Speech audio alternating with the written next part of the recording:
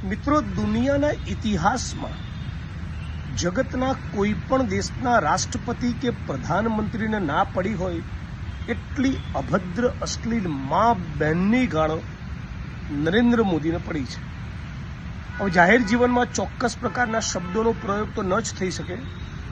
અતિ આકરું બોલો, એગ્રેસિવ બોલો એ ચાલે, પણ અભદ્ર અને અશ્લીલ શબ્દોનો પ્રયોગ કરો, કોઈ પણ નેતાની વિરુદ્ધમાં મા બેનની ગાળો બોલો, એ બિલકુલ ઉચિત નથી.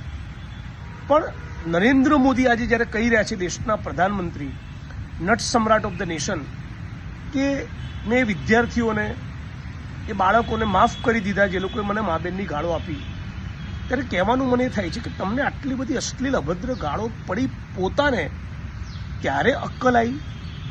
તમારી શાન ઠેકાણે હમણાં આવી?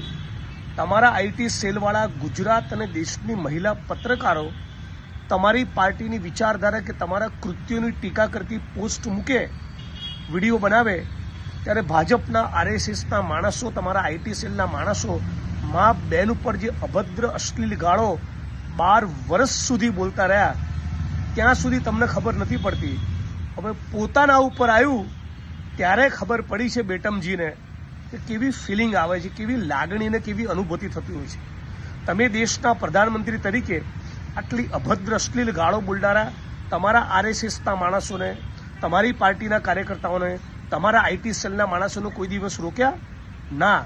આ એનું પરિણામ છે કે તમને મા બેનની ગાળો પડી રહી છે. અને રહી વાત, તમે એમ કહી રહ્યા છો કે આ વિદ્યાર્થીઓને હું માફ કરી દઉં છું, इन बच्चों को मैं माफ कर रहा हूँ. હજી તો મોદી સાહેબ તમારો કૂટી કૂટીને રોટલો વાળવાના છે. હજી આ જેનજી યુવાનો, છાત્ર, નોજવાન તમને છોડવાના નથી. તમારો બી વારો નીકળશે અને અમિત શાહનો બી વારો નીકળશે. તૈયાર રહેજો.